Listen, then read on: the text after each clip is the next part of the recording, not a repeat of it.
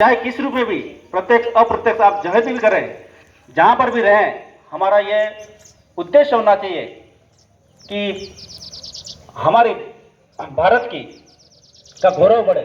चाहे हम छोटा काम भी करें, काम छोटा बड़ा नहीं होता, लेकिन किसी भी काम में लगे हम तो उस काम को पूरे कर्तव्य के साथ निभाएं।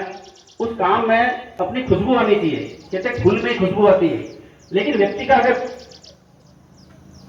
काम ऐसा है तो उसकी सुगंध भी दूर दूर तक जाती है। मैं यहाँ पर जो विराजमान संगठन के जो काफी लंबे समय से जुड़े हुए वरिष्ठ जन हैं, सदस्य हैं, मैं उनको देखता हूँ समाचारों के माध्यम से, सोशल मीडिया के माध्यम से, तो मेरा मन गदगद हो जाता है। हमारा जो समाज में आज भी ऐसे व्यक्ति जो तन मन और धन से अपना व्यवसाय, बड़े बड़े व्यवसाय छोड़कर और इस समाज सेवा में लगे हुए। और साथ मेरा मानना है कि सबसे युवा अध्यक्ष अभी तक की जो कार्यकारिणी बनी, मुकेश जी टॉप सबसे युवा अध्यक्ष होंगे भारत विकास परिषद के, और इनमें बहुत ऊर्जा है। खेरवाड़ा में एक तरह से इन्होंने आंदोलित कर रखा है, जगा रखा, जागते रहो उस भूमिका में लोगों को जगाने का काम किया। सोशल मीडिया के द्वारा, घर घर संपर्क के द्वारा, संगठन के द्वारा आप इनकी उपस्थिति हर जगह पाएंगे। शंकर जी पंचाल ने बहुत बड़ा काम लिया, आपने देखा हुआ, और उनका काम इतना बड़ा संकल्प, शायद भगवान ने इनको आशीर्वाद दिया है। बाकी ये छोटे मोटे व्यक्ति का काम नहीं है। आप जो काम कर रहे हैं, गोदावरी मंदिर का जीर्णोद्धार का काम, आप नाम भी आपका शंकर है और महादेव की पूजा में लगे हुए हैं। ये सभी इस पूरे क्षेत्र में और यहाँ इस क्षेत्र से जहां जहां पर इससे जुड़े हुए हैं लाखों लोग, उनके लिए गौरव की बात है कि हमें और इनकी कमेटी के जो सदस्य हैं वो सभी भी, हम अंदर से जब पढ़ते हैं, सुनते हैं, वहां जाके देखते हैं उसका जो ढांचा बदल रहा है धीरे धीरे, पूरे पहले का ढांचा और अब ढांचा बदल रहा है। वास्तव में यह आपकी का तप है, आप सभी का तप है। उस वजह से जो है यह एक विशाल मंदिर जो है वो आकार ले रहा है, और उसकी जो लोकेशन है वो तो इतनी पवित्र है कि वहां जाते ही आदमी को शांति मिलती है। अमृत जी पंचाल संगठनों से काफी जुड़े हुए हैं और एक मौन साधक हैं, ज्यादा चर्चा में रहते नहीं है कभी, लेकिन जहां पर भी समाज सेवा का काम आता है आप हमेशा तैयार रहते हैं।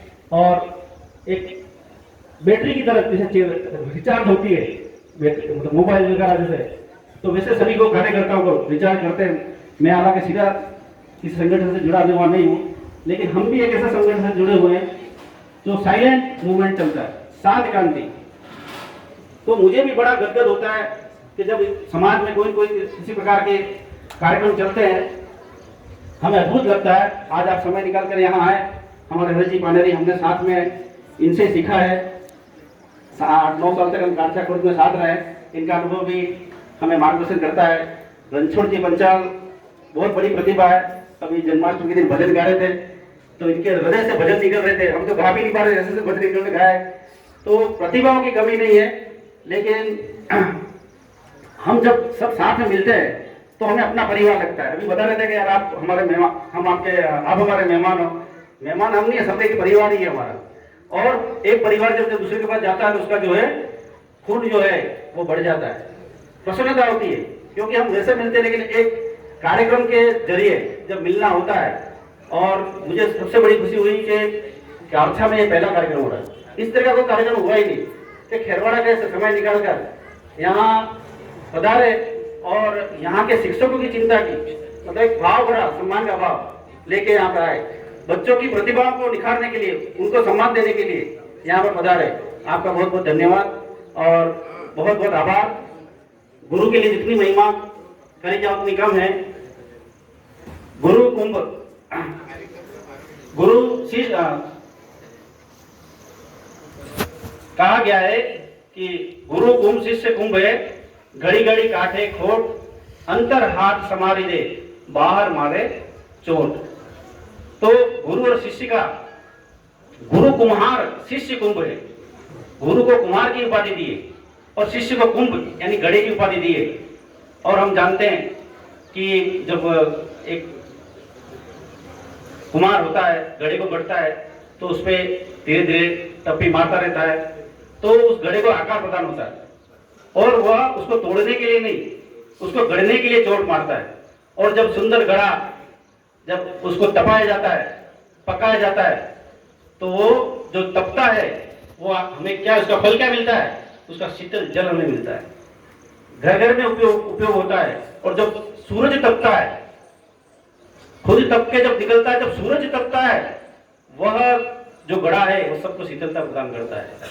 तो गुरु का कार्य भी ऐसा है, शिष्य को ऐसे ढाले हम अपने कर्तव्य में लगे हुए हैं। हमारा प्रयास है कि हम सभी जो अंतिम व्यक्ति है, हमारे पास जो गरीब बच्चा था सरकारी विद्यालय में, आपने देखा होगा, प्राइवेट स्कूलों में भी कार्यक्रम किए होंगे, वहाँ संपन्न वर्ग के बच्चे पढ़ते हैं, कोई सुविधा की कमी नहीं है।